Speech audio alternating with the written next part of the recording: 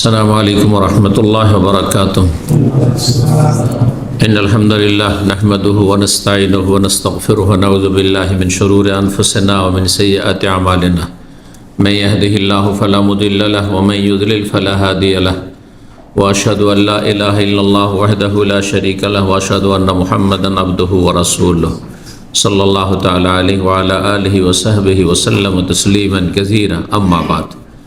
সম্মানিত ভাতৃমণ্ডলী, আল্লাহ রাব্বুল আলামিনের প্রশংসা এবং প্রিয় নবী সাল্লাল্লাহু আলাইহি ওয়াসাল্লামের উপর সালাত ও সালামের পর আজ বৃহস্পতিবার আমাদের বিষয়ভিত্তিক সাপ্তাহিক আলোচনা।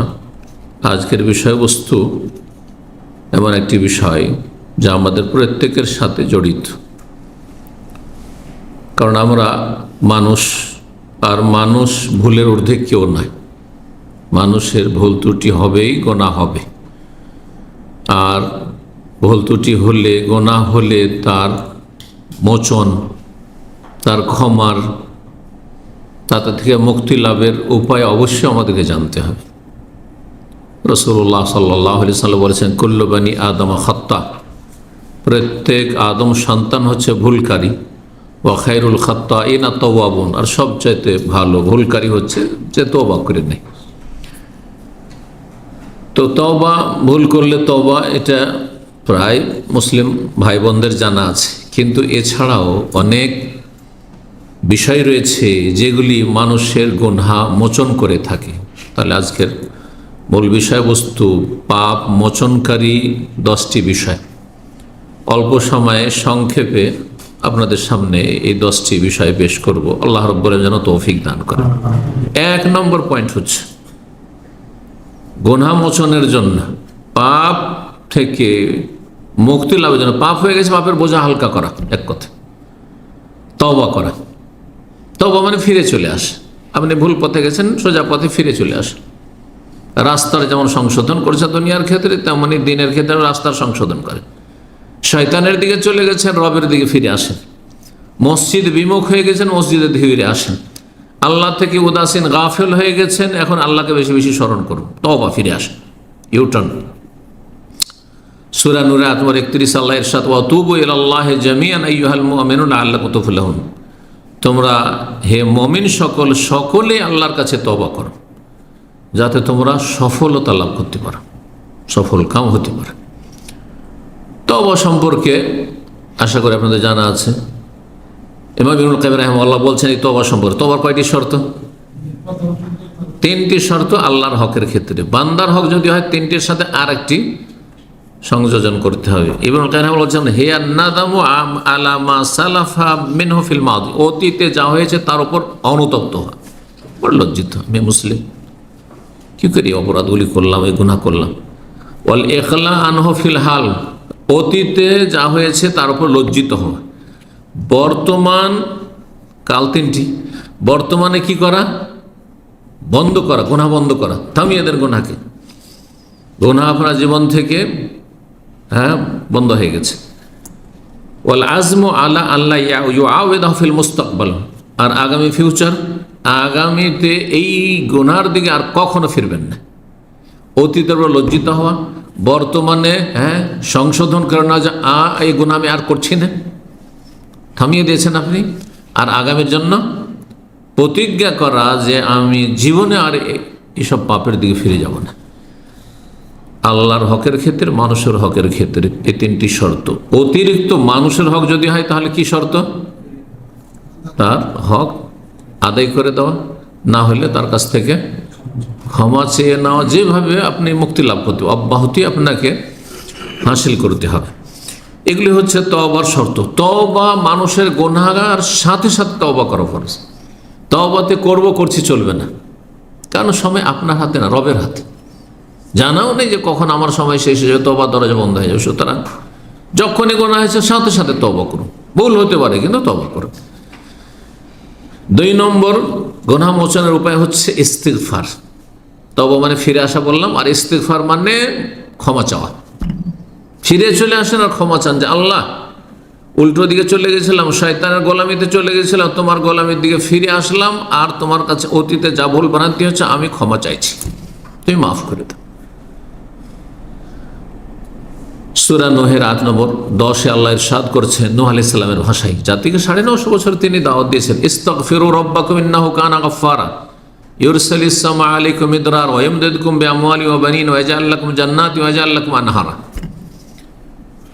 ইস্তিগফার ক্ষমা প্রার্থনা এবং তার বহুমুখী উপকারিতা, কয়েকটি উপকারিতার কথা আল্লাহ এখানে বর্ণনা করেছেন। নূহ আলাইহিস সালাম জাতিকে বলেছিলেন, ইস্তাগফিরু রাব্বাকুম, তোমাদের প্রতিপালকের কাছে ক্ষমা চাও, কারণ তিনি হচ্ছেন একমাত্র মহা ক্ষমাকারী, গাফফার। তিনি, তার নাম গাফফার, তার নাম গফুর। সাইয়্যিদুল ইস্তিগফার আপনাদের জানা আছে। যে কোনো ইস্তিগফার, ছোট্ট কালেমা আস্তাগফিরুল্লাহ, যেমন তেমন কথা না, যদি অন্তর থেকে বের হয়, কিন্তু হুলুসিয়তের সাথে, নিষ্ঠার সাথে বের হইতে হবে। আল্লাহ তুমি ক্ষমা করে দাও, আস্তাগফিরুল্লাহ, আল্লাহর কাছে ক্ষমা চাইছি। এর অতিরিক্ত করতে আস্তাগফিরুল্লাহ ওয়া আতুবু ইলাইহি, এর অতিরিক্ত করতে চান কালমা তাওহীদের সাথে আস্তাগফিরুল্লাহ আল্লাযী লা ইলাহা ইল্লা হুয়া আল হাইয়ুল কাইয়্যুম ওয়া আতুবু ইলাইহি, আল্লাহর সিফাতের সাথে হাইয়ুল কাইয়্যুম এবং লা ইলাহা ইল্লাল্লাহর সাথে। লা ইলাহা ইল্লাল্লাহ সবচেয়ে উত্তম জিকির, তাহলে আপনার ইস্তিগফার কোয়ালিটি আরও বেড়ে গেল। এর চাইতে ভালো ইস্তিগফার হচ্ছে সাইয়্যিদুল ইস্তিগফার। যত ক্ষমা চাওয়ার দোয়া আছে তার মধ্যে সবচাইতে উত্তম দোয়া। সৈয়দ মানে হচ্ছে নেতা, সৈয়দ মানে হচ্ছে সর্দার, সৈয়দ মানে হচ্ছে যিনি অধিনায়ক, মালিক। ইস্তিগফার, সমস্ত ইস্তিগফারের যত ক্ষমা চাওয়ার দোয়া তার মধ্যে সবচেয়ে গুরুত্বপূর্ণ দোয়া, আল্লাহুম্মা আনতা রাব্বি লা ইলাহা ইল্লা আনতা খালাকতানি ওয়া আনা আবদুকা ওয়া আনা আলা আহদিকা ওয়া ওয়াদিকা মাসতাতাতু আউযু বিকা মিন শাররি মা সানাতু আবুউ লাকা বিনি'মাতিকা আলাইহি ওয়া আবুউ বিযামবি ফাগফিরলি ফাইন্নাহু লা ইয়াগফিরুয যুনুবা ইল্লা আনতা। 10টি বাক্য রয়েছে, 10টি বাক্য খুব গুরুত্বপূর্ণ। একটি বাক্যে ব্যাখ্যা করলে ওতে 1 ঘন্টা লাগবে। কী যে রহস্য রয়েছে, এদের সমস্ত দিকগুলো রয়েছে। যেমন পাপের অঙ্গীকার, তেমন কালেমা তাওহীদ, হ্যাঁ, রবের স্বীকৃতি দান করা, হ্যাঁ, ভুলের জন্য নিজেকে স্বীকার করে নেওয়া, সারেন্ডার করা, ইত্যাদি ইত্যাদি, এবং আল্লাহর কাছে ক্ষমা চাও। এটি যদি সকালে একবার পড়েন আর সারাদের মধ্যে যে কোনো সময় মারা যান, তাহলে জান্নাত, ইয়াকিনের সাথে পড়তে। সন্ধ্যাবেলা পড়েন, রাতে মারা গেলে জান্নাত। সহিহ বুখারীর হাদিস, ওমান কালাহ মিনান নাহারে মুকিনান বিহা, কেউ ইয়াকিনের সাথে যদি দিনের বেলা বলে, ফামাতা মিনহু, সেই দিনে যদি মারা যায়, কাবলা সন্ধ্যা হওয়ার আগে আগে, ফাহুয়া মিন আহলিল জান্নাহ, সে জান্নাতি। ওমান কালাহ মিনাল লাইল ওয়া হুয়া মুকিন, ইয়াকিনের সাথে যদি রাতে বলেন, হয় রাতে মরণ হবে, নয় দিনে হবে, এর বাইরে তো আর সময় নেই। প্রতিদিনের নিয়ম বানিয়ে নিলেন আপনি, ফজরে পড়বেন একবার কমপক্ষে, আর সন্ধ্যা পড়বেন, এটা কমের পক্ষে, তাহলে এই ফজিলত পেয়ে গেলেন। আর এর বেশি যদি পড়তে পারেন, আপনি চলতে ফিরতে উঠতে বসতে, হ্যাঁ, আপনারা কেন অভ্যাস করেন না? গাড়িতে নিজে ড্রাইভ করলেও বসে থাকছেন সিগন্যালে গিয়ে, আর অন্যরা থাকলে অন্যের গাড়িতে চাপছেন, হ্যাঁ, সেখানে বসে আছেন আপনি 5 মিনিট ধরে জ্যামে বসে আছেন, 10 মিনিট ধরে বসে আছেন, কিন্তু একটিও জিকির নেই। গাফিলতি, এটি উদাসীনতা। পরে এই সময়গুলোকে কাজে লাগান, কারণ ভালো কথা যখন বলাই অভ্যস্ত হয়ে যাবে, তখন আর খারাপ ভাষা বেরোবে না, স্বাভাবিকভাবে খারাপ কথা কমে আসবে। এটা হচ্ছে মানুষের স্বভাব। আল্লাহ যেন আমাদের সকলকে তৌফিক দান করেন। 3 নম্বর গুনাহ মোচনকারী, পাপ মোচনকারী বিষয় হচ্ছে বেশি বেশি নেকি করা, যেই নেকি গুনাহকে মুছে দেবে। যত নেকি বাড়াবেন গুনাহ তত কমে আসবে, এবং গুনাহ যেগুলো আছেও স্টকে আছে আমলনামে, সেগুলোকে মুছে দেবে। সূরা হুদের 114-তে আল্লাহ ইরশাদ করেছেন, ইন্নাল হাসানাত ইউযহিবুনা সাইয়্যাত, নিশ্চয়ই নেকিগুলি গুনাহগুলিকে কি করে? ইউযহিবুনা সাইয়্যাত, মুছে নিয়ে চলে যায়, হ্যাঁ, দূর করে দেয়। যেমন আগুনে লোহার বা অস্ত্রের মরিচা জংকে দূর করে দেয়। যালিকা যিকরা লিযাকিরিন, এটি হচ্ছে যারা উপদেশ গ্রহণকারী বা আল্লাহকে স্মরণকারী তাদের জন্য উপদেশ, যে গুনাহ হচ্ছে নেকি বাড়ান। নেকি যখন বাড়াবেন তখন শয়তান আর সুযোগ পাবে না, কারণ শয়তান যেখানে ফলন বেশি সেখানে মেহনত করবে। আমরাও তাই করি, কৃষিকাজ যারা করেন, যেই ফসলে, হ্যাঁ, অল্প খরচে ফলন বেশি, সেটাই করবে। তো শয়তান দেখছে যে একে গুনাহ করেছে, একটা গুনাহ করেছে, এ তো শত শত নেকি করে ফেলছে, তো আপনার পেছনে আর লাগবে না। তো এই বিষয়টি আমি সবসময় বলার চেষ্টা করি, কারণ আমরা সবাই ভুলের সাথে জড়িত। ভুল হলো তো কি হলো, আমি নেকি বেশি করব। যেমন একটা খারাপ কথা বেরিয়ে গেল মুখ দিয়ে, তেমনই জিকির আজকার বেশি বের করা শুরু করেন, দেখবেন যে শয়তান আর সুযোগ দেবে যে খারাপ কথা বলে লাভ নেই। নবী সাল্লাল্লাহু হাদিস আবু দাউদ রয়েছে, মুসনাদ আহমদ, তিরমিজিতে রয়েছে, হাদিসটি আল্লামা আলবানী হাসান। ইত্তাকিল্লাহ হাইসুমা কুনতুম, তিনটি বিষয় বলেছে, যেখানে থাকো আল্লাহকে ভয় করো। ও আতবাই সাইয়্যাতাল হাসানা, আর গুনার পরে নেকি করো। গুনাহ হচ্ছে আপনার ধরেন পেশাব পায়খানা ময়লা আবর্জনা, আর নেকি হচ্ছে আপনার পানি, স্বচ্ছ পানির মতো। তাহলে পেশাব পায়খানা শরীরে কাপড়ে লেগে গেলে কি করবেন? তার উপরে পানির প্রয়োজন, পানি দিয়ে ধৌত করবেন, জি, পানি বইয়ে দেবেন, জি। তামহোহা, তাহলে সেই গুনাহগুলিকে মিটিয়ে দেবে, মুছে দেবে। তামহোহা ওয়াখালিকিন নাস বিখুলুকিন হাসান, আর মানুষের সাথে সদাচরণ করো, ভালো আচরণ করো। গুরুত্বপূর্ণ তিনটি বিষয়। 4 নম্বর উপায় গুনাহ মোচনের, সেটা হচ্ছে মুমিনদের জন্য দোয়া করেন। আপনি মুসলিম ভাইদের জন্য এই ক্ষেত্রে কৃপণতা করেন না। আমাদের অনেকের মধ্যে কৃপণতা কাজ করে, কারণ চান না যে সে উন্নতি করুক, হ্যাঁ, বা তার সাথে একটু হয়তো মনোমালিন্য আছে বা দূরত্ব আছে বা কোনো ভক্তি নেই। যদি শত্রুতা নাও থাকে, বিদ্বেষ নাও থাকে, ভক্তি নেই, যার ফলে দোয়া করতে চান না। আপনি নিজে বেশি ক্ষতিগ্রস্ত। আপনি যদি দোয়া করতেন তা আপনার যেন ফেরেশতা দোয়া করতেন। আপনার দোয়া নাও হইতে পারে কবুল, কিন্তু ফেরেশতা দোয়া আপনার জন্য যেটা হবে সেটা কবুল হবে, লাভ, বেনিফিট। তো মুমিনদের জন্য দোয়া করবেন, মুমিন ভাই বোনদের জন্য।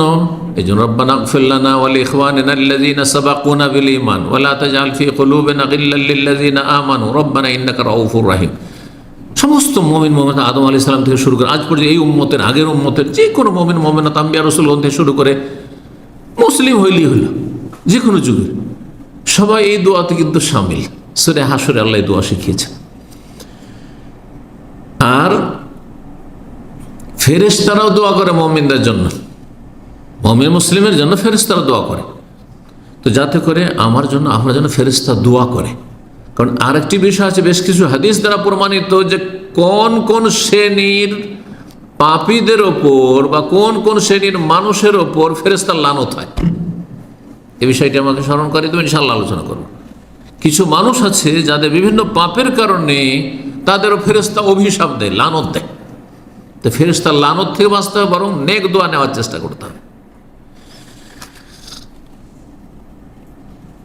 মুসলিম ভাই বোন জীবিত হোক আর মৃত হোক, তাদের জন্য দোয়া করেন। মারা গেছে তাদের জন্য দোয়া করলে আপনার ফায়দা। সে আপনার কাজে আসবে না, কিন্তু আল্লাহর পক্ষ থেকে ফেরেশতা নিযুক্ত আছে আপনার কল্যাণের জন্য, আপনার জন্য দোয়া করার ক্ষেত্রে। দোয়ার কথা বললাম সূরা হাশর আয়াত নম্বর 10, সেই দোয়াটি রব্বানা ইগফির লানা, আল্লাহ আমাদেরকে মাফ করে দাও, ওয়া লিইখওয়ানিনা আল্লাযীনা সাবাকুনা বিল, আর আমাদের ওই সব ভাইদেরকে মাফ করে দাও, বোনদেরকে মাফ করে দাও যারা আমাদের পূর্বে ঈমানের অবস্থায় চলে গেছে, আমাদের পূর্বে যারাই চলে গেছে। আর আমাদের অন্তরে যেন কোনো মুমিন মুসলিম সম্পর্কে বিদ্বেষ, শত্রুতা না থাকে, কালিমা না থাকে। উম্মু দারদা রাদিয়াল্লাহু তাআলা আনহা, নবী সাল্লাল্লাহু আলাইহি ওয়াসাল্লাম একজন সাহাবিয়া মহিলা, তিনি বর্ণনা করছেন, আন্না রাসূলুল্লাহ কানা ইয়াকুল, রাসূলুল্লাহ সাল্লাল্লাহু আলাইহি ওয়াসাল্লাম বলতেন, এই হাদিসটি, দাওয়াতুল মারইল মুসলিমি লিআখিহি বিযাহরিল মুস্তাজাবাতুন, মুসলিম ভাই যদি আরেক মুসলিম ভাইয়ের জন্য তার চোখের অন্তরালে, আড়ালে, যদি সামনে নয়, তার সামনে অনেক সময় লোক দেখানো চামচামি দোয়া হয়, যার সাথে স্বার্থ জড়িত আছে, খুব দোয়া দিলেন, কারণ ওকে আপনি কি করতে বেলুর মতো ফোলাতে চাইছেন আপনি, বুঝছেন না? না না না, ও তো ইখলাস নেই আপনার, হইতে পারে ওর সাথে গরজ জড়িত আছে দুনিয়ার, ইখলাস নেই, ওই দোয়াতে কাজ হবে।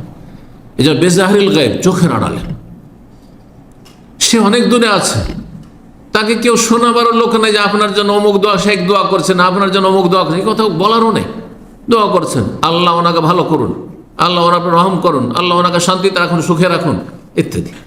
বেজাহরিল গায়বে, যদি চোখের আড়ালে দোয়া করে কেউ অন্য মুসলিমের জন্য, মুস্তাজাবাতুন, আল্লাহর কাছে কবুল হয়ে যায়। কারণ এখানে কোনো দুনিয়ার স্বার্থই থাকে না। যেখানে এই দোয়া ও জানতেই পারছেন না যে আমি তার জন্য দোয়া করছি, আমি জানতে পারছি না আমার জন্য কে দোয়া করছে, এই দোয়াগুলি কবুল হবে। কিন্তু এসে সামনে ধরেন শেখ আল্লাহর জন্য আপনাকে ভালোবাসি, শেখ জাযাকাল্লাহ খায়ের, হতে পারে দুনিয়ার কোনো গরজ থাকতে পারে, বুঝা গেছে না? জি। ইনদা রাসি মালাকুন মুআক্কাল, আর যেই লোক দোয়া করে চোখের আড়ালে, তার মাথার কাছে, তার বিছানার যেখানে শয় সেখানে তার মাথার কাছে বসে, এখানে থাকে, তার পাশে একজন ফেরেশতা নিযুক্ত থাকে। কুল্লামা দা লিআখিহি বিখাইরিন, যখনই কোনো মুসলিম ভাই বোনদের জন্য ভালো নেক দোয়া করে, কালাল মালাকুল মুআক্কালু, নিযুক্ত ফেরেশতা বলে আমিন, তোমার দোয়া আল্লাহ কবুল করুন। আমিন মানে আল্লাহ কবুল করো। ওয়ালাকা বিমিসলিন, আর তোমাকে আল্লাহ অনুরূপ যেন দান করেন, ওই রকমই যেন তোমাকে দান করে। সহিহ মুসলিমের 4914 নম্বর হাদিস, সহিহ মুসলিমের হাদিস। চোখের আড়ালে অন্যের জন্য দোয়া করা। আচ্ছা, যে কোনো মুসলিমের জন্য এই দোয়া করলে যখন ফায়দা, তো চোখের আড়ালে যদি আপনার স্ত্রীর জন্য দোয়া করেন, স্ত্রী যদি স্বামীর জন্য চোখের আড়ালে দোয়া করে, ইখলাস আছে না নেই? আরে সামনাসামনি স্ত্রী ভালো খাওয়াচ্ছে, খুব আদর করছে, খুব মায়া মমতা দেখাচ্ছে, আল্লাহ তোমাকে সুখের, আল্লাহ তোমাকে সারা জীবন ভালো রাখো, ইত্যাদি রাখো, এখানে আপনার আকৃষ্ট করার উদ্দেশ্য থাকতে পারে, হ্যাঁ, তার মন জয় করার উদ্দেশ্য থাকতে পারে, তার কাছে কিছু স্বার্থ হাসিল করার উদ্দেশ্য থাকতে পারে, স্বামীর কাছ থেকে কিছু স্বার্থ হাসিল করার উদ্দেশ্য থাকতে পারে। কিন্তু স্বামী আছে ডিউটিতে, স্বামী আছে প্রবাসে, স্ত্রী আছে দেশে, আর দোয়া করছেন, ইখলাস আছে, ইখলাস আছে। কারণ এখানে আপনি দোয়া করছেন না করছেন স্ত্রী জানছে না, আর স্ত্রী আপনার জন্য দোয়া করছেন না করছে আপনি জানছেন না, বেজাহারিল গায়ব, চোখের আড়ালে। আল্লাহ যেন তৌফিক দান করেন। ফেরেশতাদের দোয়ার কথা শোনেন তাহলে। সূরা গাফির, যার অপর নাম আল মুমিন, সূরা মুমিন আয়াত নম্বর 7 আল্লাহ বলছেন আল্লাযীনা ইয়াহমিলুল আরশা ওয়া মান হাওলাহু, যেসব ফেরেশতারা আল্লাহর আরশ বহন করে রয়েছে, তার মানে আল্লাহর নিকটবর্তী ফেরেশতা, আল্লাহর নৈকট্যপ্রাপ্ত সবচেয়ে শ্রেষ্ঠ ফেরেশতারা তারা, জিবরাইল আলাইহিস সালামের পরে। ওমান হাওলাহু, এবং চারপাশে, আরশের চারপাশে যে অসংখ্য ফেরেশতা রয়েছেন, ইউসাব্বিহুনা বিহামদি, রবের প্রশংসার সাথে সাথে তাসবিহ করে, ওয়া ইউমিনুনা, আল্লাহর প্রতি ঈমান রাখে, ওয়া ইস্তাগফিরুনা লিল্লাযিনা আমানু, এবং মুমিন মুসলিমদের জন্য তারা আল্লাহর কাছে ক্ষমা প্রার্থনা করে, ইস্তিগফার করে, আল্লাহ মুমিন মুসলিমদেরকে মাফ করে দাও, ক্ষমা করে দাও। রব্বানা ওয়াসি'তা কুল্লা শাইইন রাহমাতান ওয়া ইলমা, আল্লাহ তুমি প্রত্যেক বস্তুকে তোমার রহমত এবং জ্ঞান দ্বারা পরিবেষ্টন করে রয়েছে, তোমার রহমত সবকিছুকে পরিব্যাপ্ত, শামিল, এবং তোমার জ্ঞানও সবকিছুকেই শামিল, ঘিরে রয়েছে। 5 নম্বর গুনাহ মোচনের উপায় হচ্ছে দুনিয়ার বিভিন্ন বালা মুসিবত। এই যে সর্দি লাগলো, আপনি ভাবছেন বিরক্তিকর, সর্দি লেগেছে, একটু ঠান্ডা লেগেছে, অ্যালার্জি, হাঁচি পড়েছে, একটু জ্বর হয়েছে, আজকে একটু কষ্ট হয়ে গেছে, রোদ লেগে গেছে, শরীরটা খুব ক্লান্ত হয়ে গেছে, যে গুনাহ মাফ হচ্ছে। একটা কাঁটা লেগেছে, তাতে গুনাহ মাফ হচ্ছে। এক জায়গায় হোঁচট খেলেন, তাতে গুনাহ মাফ হচ্ছে, যে কোনো কিছু। এই মর্মে বেশ কিছু হাদিস রয়েছে। একটি হাদিস সহিহ বুখারীর 5210 নম্বর হাদিস, আবু সাঈদ খুদরি এবং আবু হুরায়রা রাদিয়াল্লাহু তাআলা আনহু বর্ণনা করছেন, নবী সাল্লাল্লাহু আলাইহি ওয়াসাল্লাম বলেন, মা ইউসিবুল মুসলিমা, যে কোনো বিপদ আপদ আপতিত হয় কোন মুসলিমের উপর, মিন নাসাবিন আও ওয়াসাবিন ওয়ালা হাম্মিন ওয়ালা হাজান, সেটি কোনো নাসাব মানে কোনো কষ্ট হোক, আঘাত কষ্ট, ওয়ালা ওয়াসাব অথবা কোনো ব্যাধি রোগ হোক, ওয়ালা হাম্মিন অথবা কোনো দুশ্চিন্তা হোক, ওয়ালা হাজান অথবা কোনো শোক হোক। দুশ্চিন্তা আর শোক, এগুলো প্রত্যেকটাতে পার্থক্য রয়েছে। মানুষের টেনশন, দুশ্চিন্তা হয় ভবিষ্যতে নিয়ে যে কী হবে কি হবে, আর বর্তমানে যে আপনার বিপদ আপদ এসছে, ওতে শোকের ছায়া নেমে আসে। পার্থক্য আছে এই শব্দগুলিতে। ওয়ালা আজান অথবা কোনো কষ্ট হইল, ওয়ালা গাম্মিন অথবা কোনো মনোকষ্ট, গম মানে দুশ্চিন্তা হইল, হাত্তা শৌকাত ইউশাকুহা, এমনকি কাঁটাও যদি কোনো জায়গায় লাগে শরীরে, ইল্লা কাফার আল্লাহ বিহা মিন খাতায়াহু, আল্লাহ গুনার মোচন করেন। শব্দগুলি এসে কাফারা, কাফারা মানে হচ্ছে মোচন করা। যেন বিভিন্ন গুনার জন্য কিছু কিছু কাজের জন্য কাফারা আছে না নেই, যেন কসম করেছেন, তার কসম ভেঙে দিলেন, কি বলা হচ্ছে কসমের কাফারা, মানে কসম আসল হচ্ছে অফাজু হাইমানাক, আল্লাহ বলছেন কসম করেছো, কসমকে রক্ষা করো, হেফাজত করো, মানে কসমের উপর অটল থাকো, যদি সেটা গুনার কাজ না হয়। গুনার কাজ হয় ছেড়ে দিতে হবে, আল্লাহর অসন্তুষ্টি। আমি ওর সাথে কথা বলবো না, তাহলে ভুল আপনি কসম করেছেন, তাহলে আপনি ভুল থেকে ফিরে আসুন আর কাফারা দিয়ে দিন। কসম করলেন তো কাফারা দেন। এই বিভিন্ন কাজে যে কাফারাগুলি রয়েছে।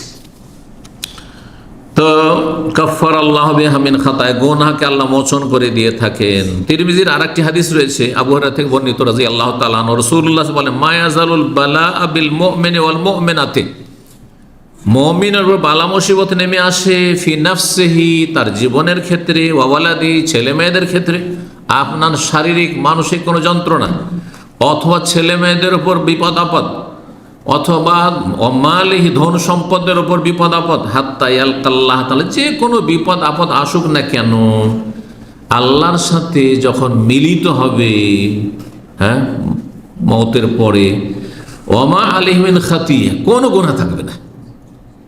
গুনাহ কমতি আছে, যত বালা মুসিবত নিয়ে, কারণ দুনিয়ার শাস্তি হালকা জাহান্নামের শাস্তির তুলনায়, কবরের শাস্তির তুলনায়, হাসর মাঠের বিচার দিবসের ভয়াবহতার তুলনায়। দুনিয়াতে যদি একটু কষ্ট হয়ে যেত, আখিরাতের কষ্ট নেই। জি, নবী সাল্লাল্লাহু আলাইহি ওয়াসাল্লাম যখন মৃত্যু যন্ত্রণা হচ্ছিল, তখন ফাতিমা রাদিয়াল্লাহু তাআলা আনহা, ছোট মেয়ে, আব্বা আপনার খুব কষ্ট হচ্ছে। ওয়াকার বাবা, আমার আব্বার খুব কষ্ট হচ্ছে, খুব যন্ত্রণা, মৃত্যু যন্ত্রণা হচ্ছে। নবী সাল্লাল্লাহু আলাইহি ওয়াসাল্লামের মৃত্যুর যন্ত্রণা প্রচন্ড অনুভব করছেন মেয়ে। বলছেন তিনি সান্ত্বনা দিয়ে, লা কারবা আলা আবিকে বাদাল ইয়াউম, আজকের পরে তোমার বাবার উপর কোনো মুসিবত নেই, মর্যাদা উঁচা করার জন্য।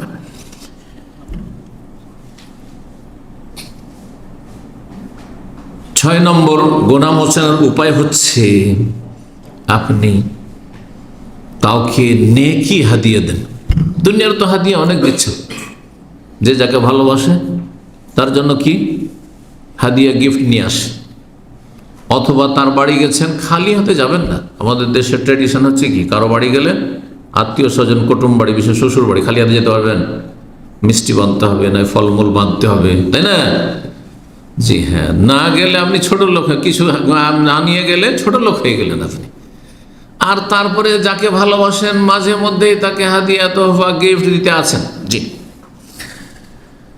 তো আপনি নেকি হাদিয়া দেন, বিশেষ করে যাদের আমল বন্ধ হয়ে গেছে আর ও নেকি করতেই পারবে না, দুনিয়া থেকে চলে গেছে, তাদেরকে নেকি হাদিয়া দেন। যেটাকে আমাদের দেশের ভাষায় বলা হয় ইসালে সওয়াব। ইসাল মানে পৌঁছানো, আর সওয়াব মানে নেকি। আর ফার্সি পরিভাষাতে বলা, কারণ আমার ফার্সি প্রভাব দেশ না, ইন্ডিয়া, বাংলাদেশ, পাকিস্তান। সওয়াব রেসানি শুনেছেন তো বেদাতি সমাজে, সওয়াব মানে নেকি, আর রেসানি ফার্সি শব্দ। রেসান মানে ইসাল, পৌঁছানো। আরবি হচ্ছে ইসাল আর ফার্সি হচ্ছে রেসানি। এই শব্দগুলো আরবিতে বা ফার্সিতেই আছে কিন্তু আমাদের, তাই না? নেকি উপঢৌকন দেওয়াকে বলে, হ্যাঁ, বলেন না। তো যারা বলে তাদের ক্ষেত্রে একটি কথা জেনে রাখুন, তার অধিকাংশ বেদাতি পন্থায় নেকি পৌঁছায়, যার ফলে কোনো লাভ হয় না। যে পৌঁছায় তারও লাভ হলো না, আর যাকে দিল তারও লাভ হলো না। যেমন কোরআন খানি করে বক্সাবে, কোরআন খানি করে হাদিয়া দেবেন, এটা নেই। নবী সাল্লাল্লাহু আলাইহি ওয়াসাল্লাম, সাহাবারা কেউ করেননি। আপনি নামাজ পড়বেন, কেবল এই নামাজটা আমি বক্সে দিলাম, এই 1000 বার আমি জিকির করলাম, জিকিরটা আমি বক্সে দিলাম। বক্সাদা বলে না, বকশিস থেকে বক্সাদা মানে দান করে দিলাম, হ্যাঁ, দিয়ে দিলাম, এটা নেই। কিন্তু যেটা আছে সেটা করতে হবে। এই জন্য আমার একটি আলোচনা আছে যে মৃত ব্যক্তিকে ইসালে সওয়াব বা নেকি পৌঁছানো খুব গুরুত্বপূর্ণ আলোচনাতে তরিকা। দোয়া দিই, হজ দিয়ে, উমরা দিই, হ্যাঁ, সাদকা দান, সাদকা করে, আর্থিক ইবাদত বন্দেগী করে। জি, আপনি স্থায়ী সাদকা, আপনি মসজিদ তৈরি করে দিলেন, মাদ্রাসা তৈরি করে দিলেন, একটা এতিম ছেলে মানুষ করে দিলেন, আপনার মৃত বাবা মায়ের জন্য এরকম জনকল্যাণমূলক কাজ করলেন, আপনি একটা টিউবওয়েলের ব্যবস্থা দিলেন, এইভাবে গরিবের বাড়িঘর তৈরি করে দিলেন। যতদিনই বাড়িঘর থাকলো, মসজিদ থাকলো, মাদ্রাসা থাকলো, ততদিন পর্যন্ত নেকি সাদকায় জারিয়া চালু আছে। সুন্নতি তরিকাগুলি বাদ দিয়ে বেদাতি তরিকা অবলম্বন করে। জি, তারপরে যদি রোজা থেকে যায়, অসুস্থ ব্যক্তির কাজা করতে পারেনি, তার আগে মারা গেছে, মাঝখানে সময় পেয়েছিল, কিন্তু যদি সেই অসুস্থতে মারা যেত করতে হবে না। প্রয়োজন নেই, কিন্তু মাঝখানে কাজা করার সুযোগ পেয়েছিল, করছে, আর হঠাৎ করে মারা গেল, তাহলে তার আত্মীয়রা কাজা করে নেবে। সহিহ মুসলিম হাদিস, এজা মাতাল ইনসান, মানুষ যখন মারা, ইনকাতা আনহু আমালু, তার আমলগুলি বন্ধ হয়ে যায়, নিজের আমল বন্ধ হয়ে গেছে, আর নেকি বাড়বে না, যা করার করে নিছে। আপনার আব্বা, আপনার আম্মা, আমার আব্বা আম্মা রাহিমাহুমুল্লাহ, আল্লাহ রহম করেন, জান্নাতুল ফিরদৌস দান করেন, তাদের গুনাহ খাতা মাফ করেন, আমাদেরকে তাদের সাথে একত্রিত করেন জান্নাতুল ফিরদৌসে।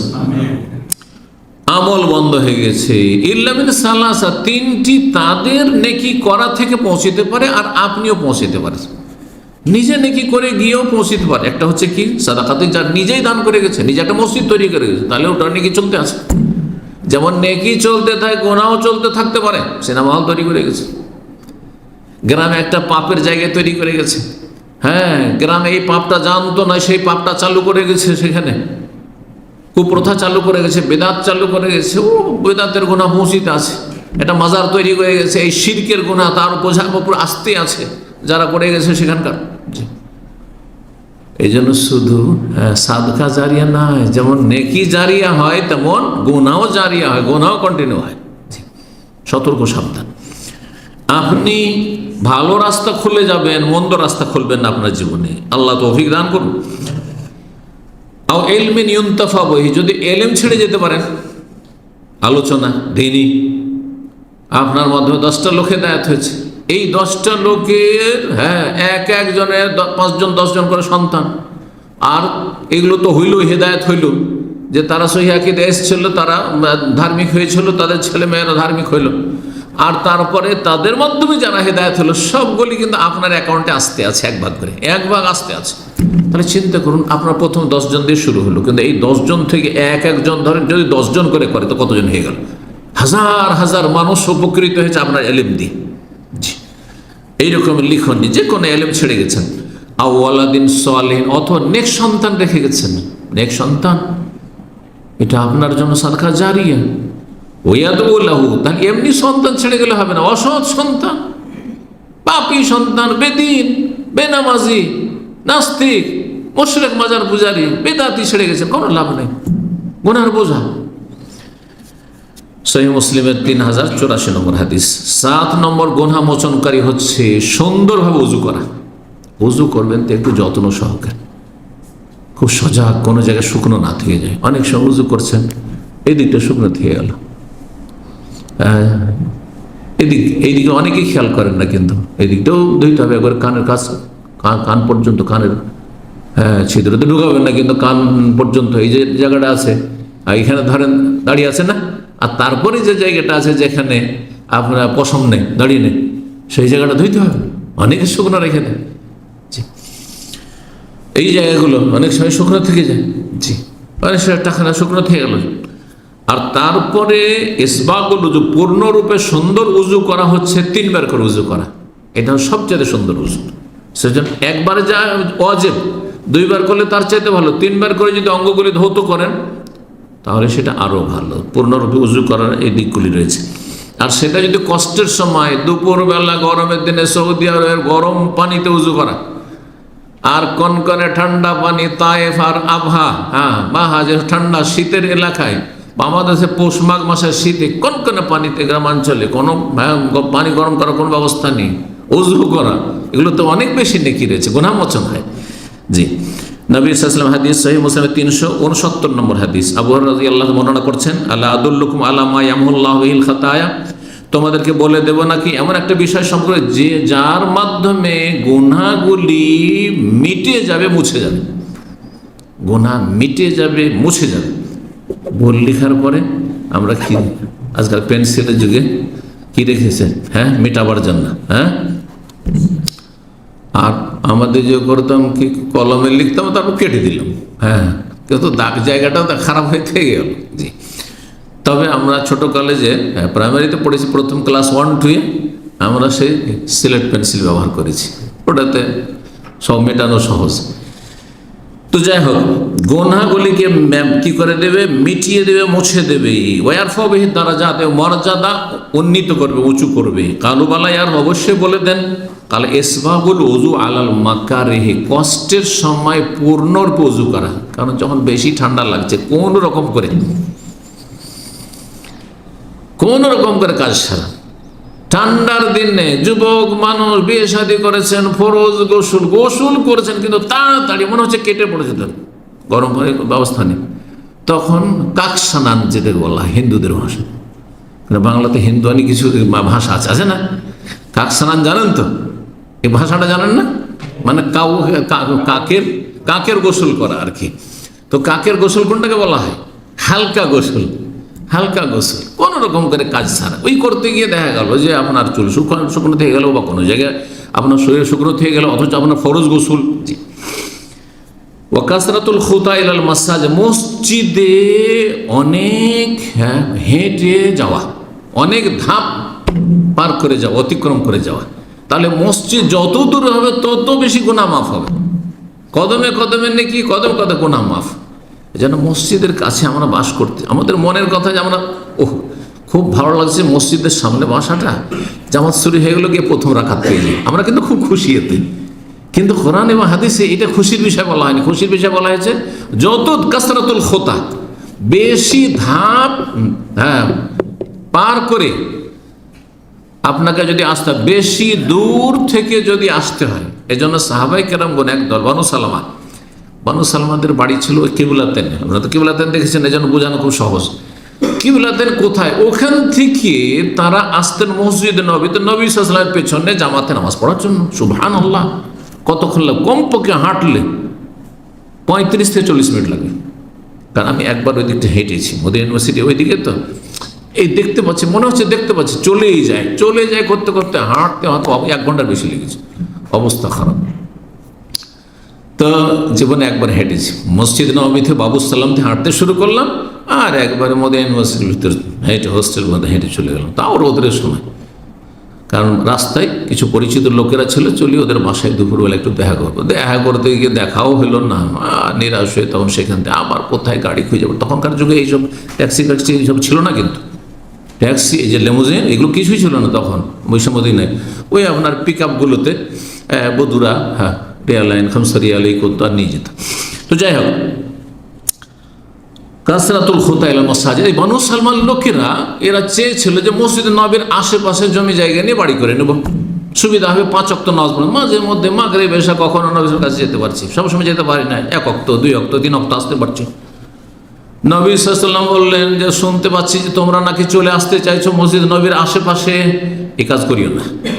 দেয়ারকুম তুকতাবু আলা আসারকুম, দেয়ারকুম তোমাদের বাড়ি থেকে তোমাদের পায়ের যে ধাপগুলি রয়েছে, ধাপে ধাপে ধাপে ধাপে যে পৌঁছিছ মসজিদে, এইগুলো তোমাদের আমল নামে লেখা হয় যে কত ধাপ পার করে মসজিদে এসে পৌঁছেছে। তাহলে যত দূর থেকে মসজিদ আসবে তত বেশি গুনাহ মাফ হবে, তত বেশি মর্যাদা উঁচু হবে। অন্তেজারুস সালাত বাদাস সালার, এক সালাতের উপরে আর এক সালাতে অপেক্ষা করা, সেটা একবারে সশরীরে অপেক্ষা করা। যেমন মসজিদে মাগরিব পড়ার পর বসে গেলে এসা পড়েই বের হবো, জোহর পড়ে বসে গেলাম, আসর পড়েই বেরোবো, আসর পড়ে বসলাম, মাগরিব পড়ে বের হবো। অথবা মানসিকভাবে অপেক্ষা করা, মানসিক অপেক্ষা করা হচ্ছে সবসময় সজাগ থাকা। আজান হলে সাথে সাথে মসজিদ ছুটবো, বা আজানের আগেই ছুটবো, গিয়ে প্রথম কাতারে জায়গা দেবো। যদিও আপনি হয়তো মাগরিব এশার মাঝখানে মসজিদে বসে থাকলেন না, আসর পরে আপনি বাসায় চলে আসলেন বা কাজে থাকলেন, জোহর পরে চলে আসলেন, এশা পড়ে চলে আসলেন, বসে থাকলেন না মসজিদে, কোনো জরুরি বিষয় নাই। আর তারপরে অন্য গুরুত্বপূর্ণ কাজ থাকলে আপনার বসে থাকা এভাবে উচিত নয়। যে অনেক সময় নাজায়েজ হয়ে যাবে বসে থাকা, আপনার দুনিয়ার কাজ বাকি আছে, আপনার রিজিকের ব্যবস্থা করতে হবে, আপনার স্ত্রীর হক রয়েছে, আপনার পরিবার ছেলেমেয়েদের হক রয়েছে, অন্য দায়িত্ব রয়েছে, সেগুলিকে আপনি উপেক্ষা করে মসজিদে বসে থাকবেন, এটা ইসলাম শিখায় না। জি, কিন্তু যে ব্যক্তি ফিরে আসে সেটা ভিন্ন বিষয়। তো এক সালাতের পরে আর এক সালাতের অপেক্ষা করা মানসিকভাবে হইতে পারে, প্রস্তুত, যাতে করে কখনো পিছিয়ে না যায়, প্রথম রাকাত না ছুটে যায়, তাকবীরে তাহরিমে ছুটে গেল, অথবা গিয়ে 2 রাকাত তাহিয়াতুল মসজিদ পড়তে পারলাম না, আজানের সাথে সাথে মসজিদে ফাযালিক, এটি হচ্ছে আল্লাহ রাস্তায় নিজেকে আবদ্ধ করা। সহিহ মুসলিমের হাদিস। 8 নম্বর পাপ মোচনকারী বিষয় হচ্ছে 5 ওয়াক্ত নামাজ পড়া। 5 ওয়াক্ত সালাত যদি আদায় করেন আপনি, মনে হচ্ছে বিষয়টি সহজ না। 5 ওয়াক্ত সালাত জামাত সহকারে, যেখানে জামাতে যাওয়া সম্ভব হচ্ছে, সম্ভব না হয়তো সেটা আলাদা কথা। আর ওয়াক্তে আদায় করা, 5 বার গোসল করার মতো হাদিস তো জানাই আছে, তাই না? নবী সাল্লাল্লাহু আলাইহি ওয়াসাল্লাম হাদিস, সহিহ বুখারী মুসলিমের হাদিস। আর আয়াত, আচ্ছা বলো তো, লাউ আন্না নাহারান ফি মাবি আহাদিকুম, তোমাদের বাড়ির সামনে যদি নদী, দূরে নদী থাকলে মাঝে মধ্যে যাওয়া হয়, কিন্তু বাড়ির সামনেই, হ্যাঁ, বাড়ির গেট থেকে বেরোলে নদী, তাহলে গোসল করতে 5 বার গোসল করতে বা কোনো অসুবিধা আছে? নদী, আর পানি হচ্ছে পরিষ্কার পরিচ্ছন্ন পানি, কোনো অরুচিও নেই। যদি তোমাদের বাড়ির দরজার সামনে একটি নহর নদী থাকে, ইয়াগতাসিলু ফি কুল্লি ইয়াউমিন খামসান, 5 বার করে যদি এনে গোসল করে, হাল ইয়াবকা মিন দারানি শাই, শরীরে কোনো ময়লা আবর্জনা থাকবে, ধুলোবালি থাকবে? কালু সাব লা ইয়াবকা মিন দারানি শাই, কোনো ময়লা আবর্জনা থাকবে না। কাল ফাযালিকা মিসলুস সালাওয়াতিল খামস, এটি হচ্ছে 5 ওয়াক্ত সালাতের উপমা, দৃষ্টান্ত। ইয়ামহুল্লাহু বিহিন্না আল খাতা, এর মাধ্যমে আল্লাহ গুনাহগুলিকে মিটিয়ে দেন, মুছে দেন, পরিষ্কার করে দেন, দূর করে দেন। 9 নম্বর উপায় কিসের? গুনাহ মোচনের রাসূলুল্লাহ সাল্লাল্লাহু আলাইহি ওয়াসাল্লামের সুপারিশ। এটা আখিরাত, দুনিয়াতে সুপারিশ তো আর নেই, নবী সাল্লাল্লাহু আলাইহি ওয়াসাল্লাম চলে গেছেন, তাই না? দুনিয়া থেকে এই সুপারিশটা কখন হবে? বিচার দিবসে, ইয়াউমুল কিয়ামah, হাসর মাঠে হবে। গুনাহ নিয়ে চলে গেছেন, এই গুনাহ যদি থেকেই যায় আর মাঝখানে কোনো সুপারিশের ব্যবস্থা না হয়, তাহলে জাহান্নামে যেতে হবে, কিছুদিন হলেও যেতে হবে। এখান থেকে বাঁচার জন্য, গুনাহ মুছে দেওয়ার জন্য, হাসর মাঠেও গুনার বোঝা আপনার উপর আছে আর আপনার আমলনামাতে আছে, রাসূলুল্লাহ সাল্লাল্লাহু আলাইহি ওয়াসাল্লাম শাফাত পেয়ে গেলেন। গুনাহ থাকা সত্ত্বেও কি হয়ে গেল? জান্নাতে চলে গেলেন আপনি, জাহান্নামে যেতে হলো না। সহিহ বুখারী 5830, সহিহ মুসলিমের 298 নম্বর হাদিস, আনাস রাদিয়াল্লাহু তাআলা আনহু বর্ণনা করেছেন, লিকুল্লি নবিয়্যিন দাওয়া, প্রত্যেক নবী দোয়া করেছেন, প্রত্যেক নবী দোয়া করেছেন উম্মতের জন্য। ওয়াকাদ দাআ বিহা ফাস্তুজিবা, আর নবীরা দোয়া করেছেন, তাদের দোয়া কবুল হয়েছে। ফাজাআলতু দাওয়াতি শাফাআতাল লিউম্মতি ইয়াউমাল কিয়ামাহ, কিন্তু আমার দোয়াটা আমি এখন স্থগিত রেখেছি, যে দুনিয়াতে আল্লাহ চয়েস দিয়েছেন, একটা দোয়া করো, যা চাইবে তাই দেওয়া হবে। যদি আপনাকে এরকম অপশন দেওয়া হয় যে আপনাকে শুধু একটা চান্স দেওয়া হয়, আপনি যা চাইবেন তাই চান, হতো বাবু চাইবটা কি, কোনটা চাইব, কোনটাকে 1 নম্বরে রাখবো? নবী সাল্লাল্লাহু আলাইহি ওয়াসাল্লাম বলছেন, আমি দুনিয়াতে এই দোয়া করবো না, আখিরাতের জন্য জমা রাখবো, আখিরাতের জন্য সেটাকে জমা রাখবো। সেটা কি? শাফাআতান লি উম্মতি ইয়াউমাল কিয়ামতের দিনে, হাসরের মাঠে আমার উম্মতের জন্য সুপারিশ করে, আল্লাহ এই পাপীগুলোকে আমি জান্নাতে নিয়ে যাব, জাহান্নামে দিও না তুমি। এই জন্য শাফাত, সুপারিশ শব্দটি খুব সহজ ভাষা বুঝেন। আমাদের দেশে বিদাতিরা যেহেতু মিসগাইড করেছে, ভুল বুঝিয়েছে, সুপারিশ সহজ ভাষায় আখিরাতে হাসর মাঠে আল্লাহর কাছে দোয়া।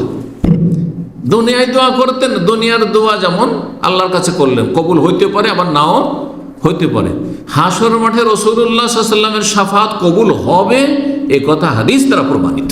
জি, অন্যান্যদেরও শাফাত সীমিত আকার রয়েছে, কিন্তু নবী সাল্লাল্লাহু আলাইহি ওয়াসাল্লামের শাফাত রয়েছে বৃহৎ আকারে রয়েছে। জি, আর বিভিন্ন প্রকরণ রয়েছে শাফাতের। তো নবী সাল্লাল্লাহু, আর শাফাত কার জন্য?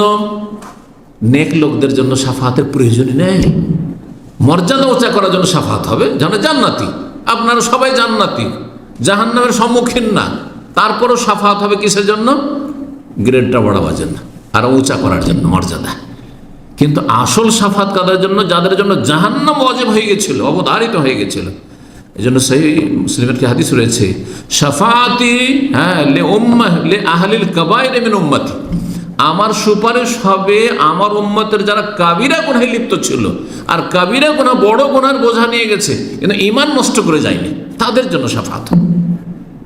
তাহলে উম্মতের চোর ডাকাতের জন্য শাফাত হইতে পারে, কিন্তু নামাজি হইতে হবে, শিরক মুক্ত হইতে হবে, মাজার পূজা মুক্ত হইতে হবে, হ্যাঁ, কুফরি মুক্ত হইতে হবে, সেহের জাদু আর এই জ্যোতিষী বিদ্যা মুক্ত হইতে হবে, হ্যাঁ, গণকের পেশা মুক্ত হইতে হবে, ঈমান ভঙ্গকারী বিষয়তে মুক্ত হইতে হবে, নাস্তিকতা থেকে মুক্ত হইতে হবে, সেকুলারিজম থেকে মুক্ত হইতে হবে। আমাদের সমাজে যারা চোর ডাকাত, ওদের নামাজও নেই, হ্যাঁ, আর ওরা পেট ছাড়া কিছুই বুঝে না, আল্লাহর ভয় জীবনে হইল না, তাহলে তো ঈমান নেই। তাহলে ঈমান যদি থাকে আর কাবিরা গুনাহ থাকে, তো তাদের জন্য শাফাত হবে নবী করিম সাল্লাল্লাহু আলাইহি ওয়াসাল্লামের। 10 নম্বর সর্বশেষ, গুনাহর বোঝা নিয়ে চলে গেছেন, গুনাহর বোঝা নিয়ে চলে গেছেন, দুনিয়াতে গুনাহর কাফারা মোচনের কোনো বন্দোবস্ত হয়নি, ব্যবস্থা হয়নি। যেগুলি আলোচনা করলাম, 8 নম্বর পয়েন্ট পর্যন্ত কিন্তু দুনিয়ার কাজ, তাই না? 5 ওয়াক্ত সালাত পর্যন্ত। 9 নম্বরে কি ছিল? হাসরের মাঠে রাসূলুল্লাহ সাল্লাল্লাহু আলাইহি ওয়াসাল্লামের সুপারিশ। ওটাও নসিব হলো না, বদনসিব ধরেন, ওটাও নসিব হলো, নবী সাল্লাল্লাহু আলাইহি ওয়াসাল্লাম শাফাআতও পেলেন না। তাইলে গুনার বোঝা যে কাবিরা গুনাহ আছে, জাহান্নামে যেতে হবে। এখন আর একটা ওসিলা আছে, সুবহানাল্লাহ, আর একটি মাধ্যম আছে, লাস্ট মাধ্যম, শেষ রুটি। সেটি হচ্ছে রহমাতু আরহামুর রাহিমিন, সবচাইতে বড় দয়ালু রব্বুল আলামিনের রহমত, দয়া, আল্লাহর মায়া মমতা যদি হয়ে যায় যে এই পাপিষ্টের জন্য দুনিয়া তো কোনো মাধ্যম হইল না গুনাহ মাফের, আর নবী সাল্লাল্লাহু আলাইহি ওয়াসাল্লামেরও শাফাত পেল না, বদনসিব হতভাগা, আমার মায়া, আল্লাহর মায়া হয়ে গেল। আল্লাহ যা তোকে মাফ করে দিলাম। হ্যাঁ না, আল্লাহকে শোকজ করতে হবে, আল্লাহ কেন মাফ করলেন? আল্লাহ আপনার নিয়ে দিয়েছেন, আল্লাহ নিজের দিচ্ছেন, আর রহমুর রাহিমিন তিনি। কথা বোঝা গেছে কিনা? জি, আপনার হক, আপনার প্রাপ্য আপনি পেয়েছেন কিনা এটা দেখার বিষয়। জি, এই মর্মে হাদিস শোনেন, হাদিস সুপারিশের লম্বা হাদিসের একটা অংশ। আল্লাহ তাআলা বলবেন শাফাআতুল মালায়েকা, ফেরেশতারাও সুপারিশ করেছে, যার জন্য করেছে। ফেরেশতার সুপারিশ অনেকে পেয়েছে। ওয়াশাফান নবী, নবীরাও সুপারিশ করেছে যারা পাওয়ার পেয়েছে।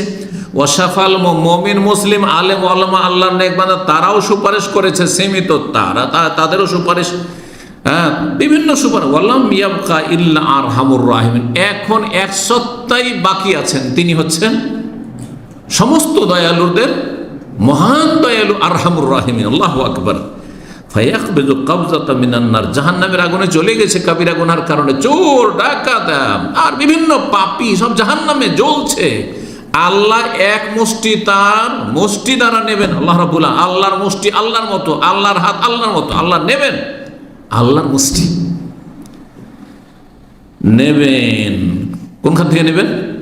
এই জাহান্নামে যেসব জাহান্নামীগুলো জ্বলছে, ফায়ুখরিজু মিনহা কওমান, এমন এক জাতিকে, এমন এক ক্যাটাগরির পাপিষ্টদেরকে, জাহান্নামীদেরকে আল্লাহ বের করবেন তার মুষ্টিতে নিয়ে, লাম ইয়ামালু খায়রান কাত্তু, কখনো ভালো কাজ করেনি, ভালো কাজ করেনি, কিন্তু ঈমান ভঙ্গ করেনি, কাফের নয়, ঈমান ভঙ্গকারী নয়। ঈমান ভঙ্গের যে 10টি মুখ্য কারণ সেগুলি তার মধ্যে ছিল, ঈমানটা ছিল, কিন্তু করছি, ভয় ভীতি মাঝে মাঝে হয়, আর একটু অনুতপ্ত হয়, কিন্তু আমল করেনি কিছু। লাম ইয়ামালু খায়রান কাত্তু কাদ আদু হুমামান, জাহান্নামে জ্বলে জ্বলে তারা কয়লা হয়ে গেছে। আল্লাহু আকবার। ফায়ুলকিহিম, আল্লাহ যে উঠাবেন, উঠিয়ে ফিন্নাহারিন ফি আফওয়াহ, জান্নাতের দরজার কাছে একটি নহরে নিক্ষেপ করে ফেলে দেবেন, এই কয়লার মতো মানুষগুলোকে ফেলে দেবেন, যেটার নাম হচ্ছে নাহরুল হায়াত। এই নাহরুল হায়াতকে আমাদের দেশে ফার্সি ভাষা বলে আবে হায়াত।